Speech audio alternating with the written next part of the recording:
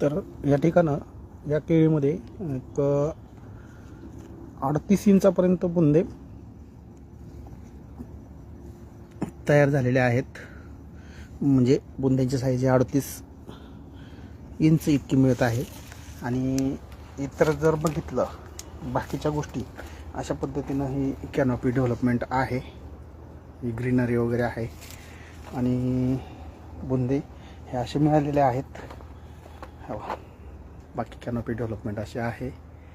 एकंदरीत या बागेमध्ये ज्या काही गोष्टी होणं गरजेचं होतं, तण नियंत्रण करणं, नंतर थंडीच्या कालावधीमध्ये सल्फरचं ॲप्लिकेशन देणं आणि त्याचबरोबर जो करप्याचा अटॅक होतो तर तो होऊ नये यासाठी स्प्रे शेड्यूल, म्हणजे यामध्ये तुम्ही एक सिस्टमॅटिक आणि कॉन्टॅक्ट असणारी जी बुरशीनाशक आहेत ती, त्यानंतर रेड माइट्स येऊ नये म्हणून, त्याचबरोबर इतर जे काही ग्रोथच्या संदर्भामध्ये जे ड्रिप ॲप्लिकेशन पाहिजेत तर ती देणं गरजेचं असतं.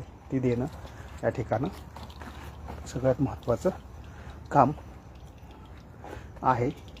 तर ती दिल्यानंतर अशा पद्धतीने तुम्हाला डेव्हलपमेंट मिळते. आणि सगळ्यात महत्त्वाचं हे जी वाढ वगैरे आहे ही आहेच झालेली व्यवस्थित. आत्ता या ठिकाणं आहे वेन होण्यास सुरुवात झालेली आहे. अशा पद्धतीनं या ठिकाणं केळीचं फूल हे या ठिकाणं मिळालेलं आहे पहिलं. बाकी इतर जे काही चेंजेस येतील ते तर तुम्हाला वेळोवेळी मिळतीलच. अशा पद्धतीनं हे झालेले सगळे बदल. आता पुन्हा एकदा एक ठिकाणं तुम्हाला आता बुंद्यांची साईज जी आहे ही पुन्हा दाखवतो. एक ठिकाण दाखवलेली ती, आता ही दुसरी.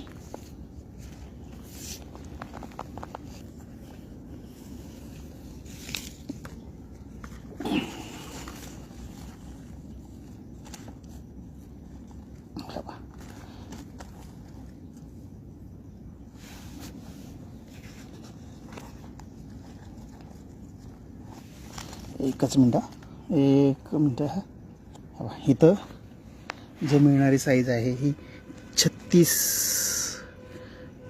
इतकी मिळत आहे. म्हणजे 35, 36, 37, 38च्या रेंजमध्ये या ठिकाणी बुंद्यांच्या साईज आहेत. कारण थोडंसं ओलं असल्यामुळं आणि आपल्याला बुंद्यांची साईज ही जागी येताना काही गोष्टी होत आहेत, अडचणींमध्ये काही एकटाच असल्यामुळं. कारण ह्या आता त्यानंतरची साईज म्हणजे अशा पद्धतीने जर तुमचं न्यूट्रिशन मॅनेजमेंट